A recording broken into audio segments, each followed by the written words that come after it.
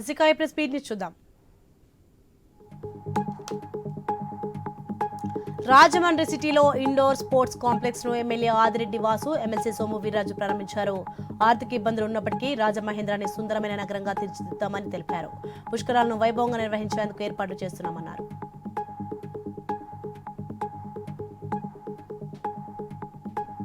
సరికొత్త ఆలోచనతో పోలీసులపై ఉన్న అపోహలను తొలగించి ఫ్రెండ్లీ పోలీసింగ్ చేపట్టారు వరంగల్ జిల్లా పోలీసులు. ప్రజలకు మరింత సేవ చేయాలనే తపనతో వరంగల్ పోలీస్ కమిషనరేట్ పరిధిలోనే వంగర పోలీసులు వినూత్నంగా సైకిల్పై పెట్రోలింగ్ చేపట్టి నలుగురికి ఆదర్శంగా నిలిచారు.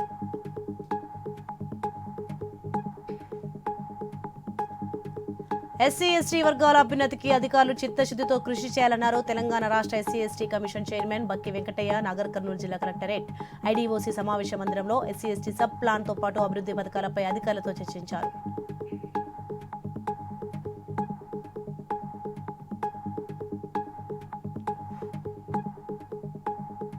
భద్రాద్రి కొత్తగూడెం జిల్లా పాల్వంచలోని హోటళ్లపై ఆకస్మిక దాడులు నిర్వహించారు సివిల్ సప్లై అధికారులు.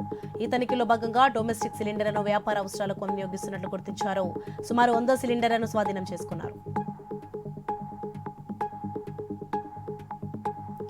ఖమ్మం జిల్లాలో మారుమూల ప్రాంతాల్లో ఎందరో ప్రతిభ కలిగిన విద్యావంతులు ఉన్నారన్నారు అఖిల భారత అయ్యప్ప దీక్ష ప్రచార సమితి జాతీయ వ్యవస్థాపకులు రాజీవ్ దేశపాండే.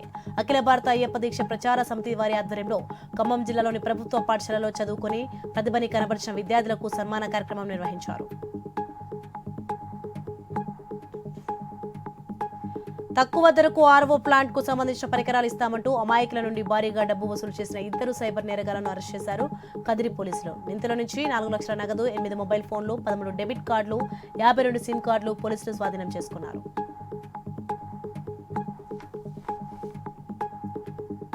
అంతర్జాతీయ యోగా డే సందర్భంగా ఏపీ సచివాలయ ఉద్యోగులు యోగా ప్రాణాయామం నుంచే శారరాధర పేరుతో జిల్లాల వారీగా కార్యక్రమాలు జరుగుతున్నాయి. 5 లక్షల మందితో జూన్ 21న అంతర్జాతీయ యోగా డే వైజాగ్ లో జరగనుంది. ప్రధాని హాజరవుతున్నారు. యోగాలో భాగంగా ఏసీ సచివాలయ ఉద్యోగులు యోగా చేశారు.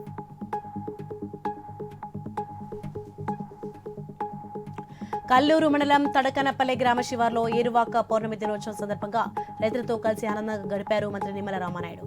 జగన్నాథం అనే రైతు పొలంలో ఉల్లి విత్తనం వేసిన సందర్భంగా అరక పట్టి పొలం దున్నారాయన.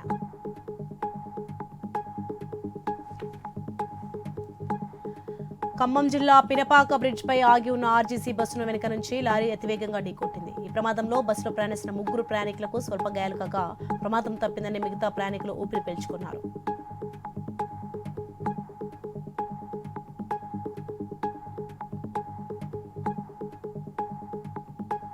ఖమ్మం జిల్లా కొనిజర్ల మండల కేంద్రంలో గ్రామీణ ప్రాంతాల్లో నివసిస్తున్న అర్హులైన నిరుపేదలందరికీ ఇందిరమ్మ ఇల్లు అందించాలని ఎంపీడీఓ కార్యాలయం ముందు సిపిఎం పార్టీ ఆధ్వర్యంలో నిరసన చేపట్టారు. కాంగ్రెస్ ప్రభుత్వం అధికారంలోకి వచ్చి 18 నెలలు గడుస్తున్నా ప్రభుత్వం ప్రకటించిన గ్యారంటీ పథకాలు నేటికి అమలు జరగట్లేదని మండిపడ్డారు.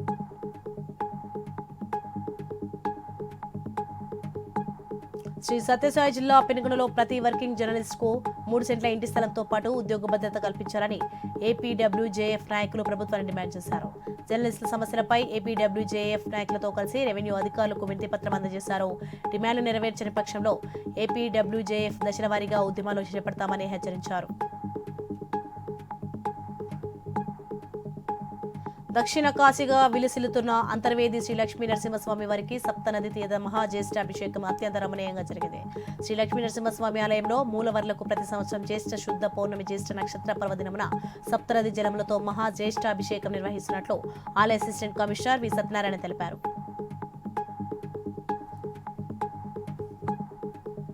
శ్రీశైలంలో మాదక ద్రవ్యాల వినియోగంపై కర్నూలు ఈగల్ టీం ఆధ్వర్యంలో అవగాహన సదస్సు నిర్వహించారు. మల్లికార్జున కళ్యాణ మండపంలో నిర్వహించిన అవగాహన సదస్సులో ఆటో జీప్ డ్రైవర్లు, స్థానికులు, వ్యాపారులకు మాదక ద్రవ్యాల వినియోగంపై పలు సూచనలు జారీ చేశారు. అంబేద్కర్ కోనసీమ జిల్లా పాత ఇంజనంలో ఏరువాక పౌర్ణమి సందర్భంగా పొలంలో ప్రత్యేక పూజలు నిర్వహించారు. ఎమ్మెల్యే దాట్ల సుబ్బరాజు వ్యవసాయ పనులకు శుభారంభం పలుకుతూ ఏడాది వర్షాలు బాగా కురిసే పంటలు బాగా పండాలని, రైతులందరికీ సమృద్ధి శ్రేయస్సు కలగాలని ఆకాంక్షించారు.